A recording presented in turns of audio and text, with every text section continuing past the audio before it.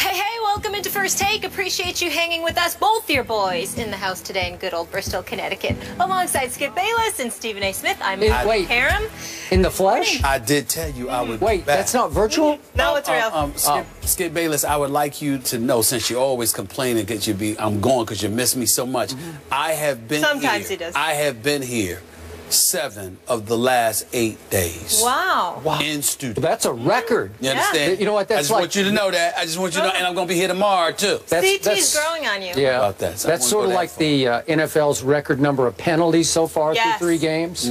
Which we'll get into. That's out of control. Hate on me all you want. I got to shake your hand. I like the pockets where a little pop there. Shit, it's me. I keep trying to tell y'all. Yeah. GQ's going to come call me eventually. Don't hold your breath. Kobe, D, Wade, LeBron. I'm tired of them cats thinking they dress better than me. I'm coming. This is just now. Wait till you see the upgrade of the wardrobe come NBA season. I'm just warning y'all. I'm just warning y'all. Nervous. I can wait for that. Just trying to say. Just trying to say. All right, let's work, guys. Coming up, NFL power rankings are out, and Skip has a big problem with one of them. We'll get into that. And the Steelers, unfortunately, without Big Ben. So what should we expect from Michael Vick moving forward? Obviously, they play Thursday night. But first, yesterday, we discussed Derrick Rose's comments at Media Day, and now he is back in the news. Unfortunately, due to injury, Rose was struck in the face by an elbow during Tuesday's practice. He was taken by the Bulls medical staff to Rush University Medical Center for testing and evaluation, which determined he sustained a left orbital fracture. After consultation with several specialists, it has been determined that he will require a surgical procedure, which will take place tomorrow at Rush. Now, after the procedure, a timetable for return to play will be determined. Stephen A., what is your reaction to all this? The man's been in the news all week. Skip Bayless, I am not laughing in any way because this man is injured, because I think the NBA is great when Derrick Rose is healthy and therefore great. Please don't get me wrong. Remember last year, he was my candidate for either comeback player of the year or league MVP or both because of what I knew he could bring. But I can't even put into words how floored I was last night when I'm sitting there and I'm driving home and the news came down that Derrick Rose, I'm talking about fresh off our discussion yesterday about him and how he needs to make sure that he stops saying the things that he says, looking forward to his contract from 2 years from now, only playing 32% of the season over the last 4 years, playing 100 out of 312 games. He needs to keep quiet. And then in the midst of him saying all of that, or in the immediate aftermath of it, the very first practice after Media Day, this dude fractures his orbital bone in his left eye. I could not believe what I read. I said, you can't make this up. You just can't make this up. And here's what it comes down to. He obviously is going to miss additional games. But to make matters worse, could y'all do me a favor, please? The one and only Sarah Spain for ESPN. She works in Chicago. She works for ESPNW, outstanding columnist. She does good work for us on ESPN Radio here. She's based out of Chicago. She's there all the time. Listen to what this lovely lady had to say about Derrick Rose's injury. Could you play that for our audience, please? Coming up to our last straw here, where we're having trouble defending him, not just because of the latest injury, which by all accounts is a total accident and not his fault in any way, and you got to feel bad for him for it, but because it just adds on to this pile that's getting bigger and bigger of just, okay, enough now, especially from a guy who just gave us some really bad optics, talking about free agency 2 years in advance when he just made $280 million a couple years ago between his NBA and his Adidas. So, I mean, the patience is running so thin here in Chicago for our hometown boy. Could be out anywhere from 5 to 28 games, but with Derrick Rose, could be all season. Who knows? You know, he wants to have his orbital bone looking just right when he goes to his son's graduation in 18 years. There you go. Because that last line was all I was looking for. They didn't need to play the tape that long, but that's beside the point. I was just looking for the last. You should have instructed them better. I did instruct them, but that's okay. I didn't know that was coming. That was a nice surprise. I was looking for the last line. And the last line is what she said best. It could be anywhere from 5 to 28 games, but with Derrick Rose, it could be the entire season because obviously he wants to make sure his eye's okay for his son's graduation 18 years from now. That was Sarah Spain saying that. But there is there's no question that that mirrors what Chicago feels about him right now. At this juncture, here's the point that I made yesterday, Skip. If you're the Chicago Bulls, you might need to trade this dude. You may be looking to trade this dude. It's going to be hard to get rid of him with the numbers that he's getting paid, combined with the level of the level of durability that he has had. But now that this latest injury comes up, what makes it even worse, if you wanted to trade him, the likelihood is you can't, even more so now than what I said yesterday. So in less than 24 hours, something else has happened with Derrick Rose. I don't know whether to shake my head and feel sorry for him or to feel even more sorry for the city of Chicago. This is unreal. I feel sorry for both. It really is. I am so with you on this, because when I heard this yesterday, my first thought was this would make a good Saturday Night Live routine, right? That if they wanted to skewer this, parody this, that's how they would do it, right? It's almost like a good bad story in the like a fictional story in The Onion, you know, that something that would be sarcastically done. So I'm going to just throw this out there.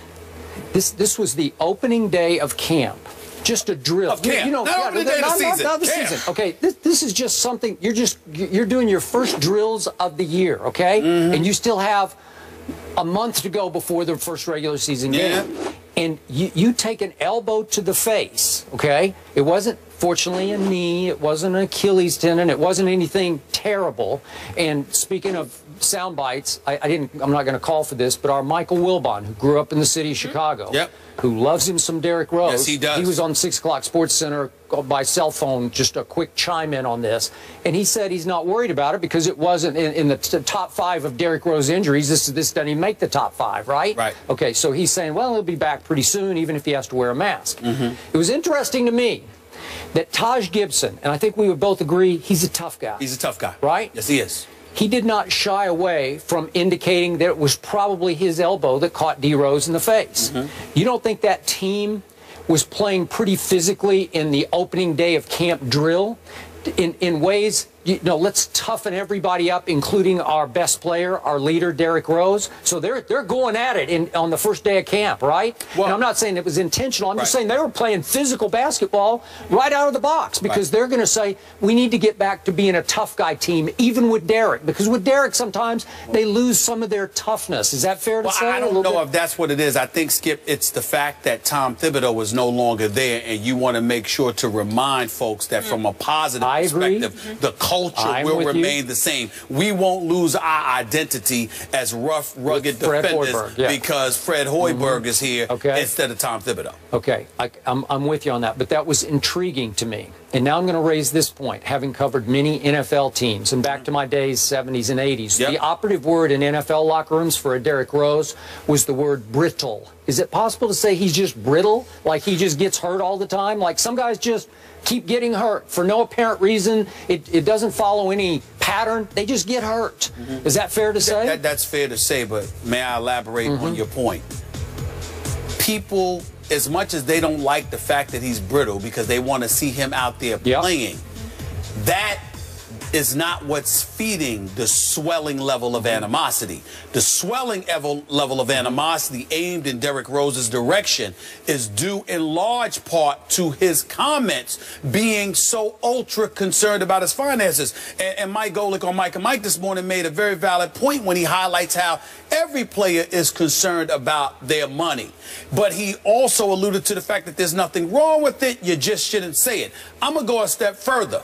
I don't know a player that is not concerned about their money. He's absolutely right about that.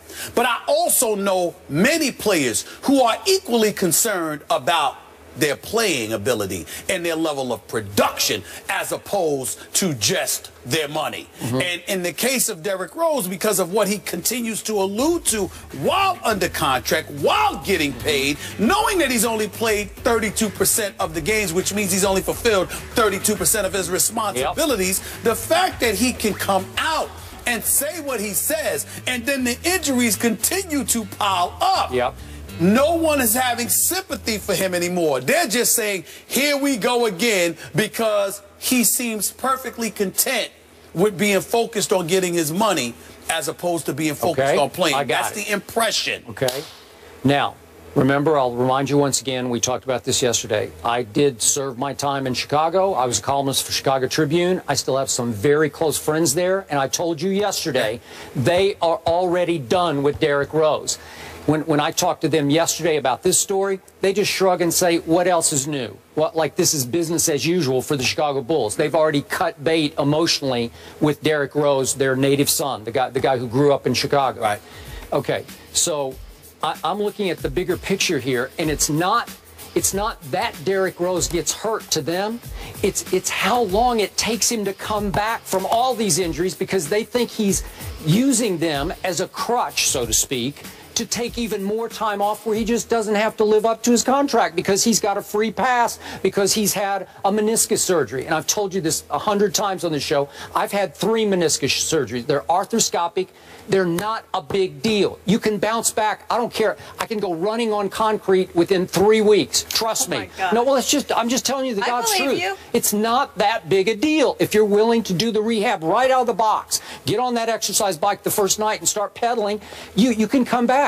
And for Derrick Rose to say, I don't know, I need 3 or 4 more months, you know, it's bogus. I'm not buying it. So now the scrutiny and the pressure is going to be extreme on Derrick Rose, because on October 27th, they play the Cleveland Cavaliers at the house that Michael Jordan built as a home game. Their home opener is against against LeBron James' Cleveland Cavaliers.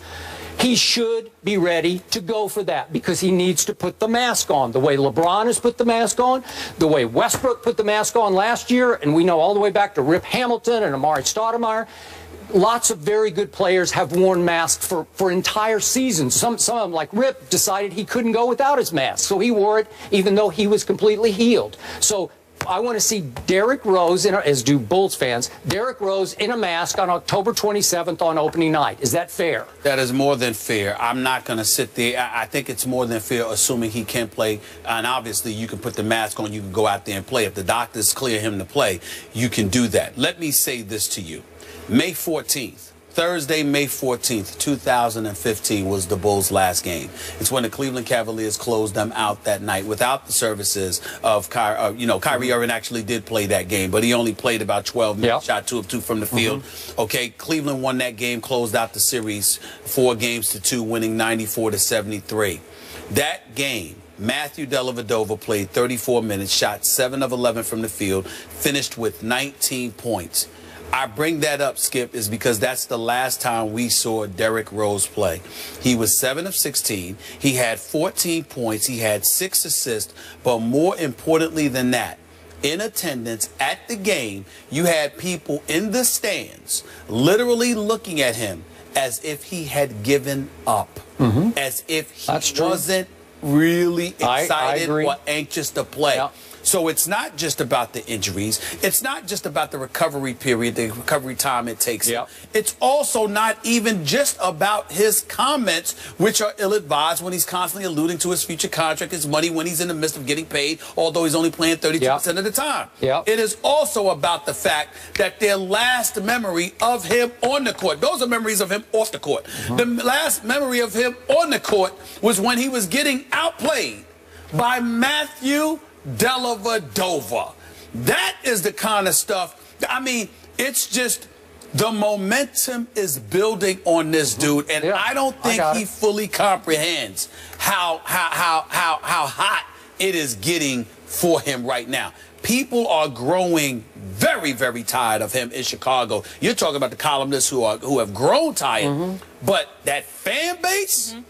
It's getting to another level now. I know. It really is. And Stephen A., to that point, I'm not trying to pile on. ESPN put together a poll last night. Favorite Bulls player, Jimmy Butler, Joakim Noah, both edging out Derrick Rose. Wow. As we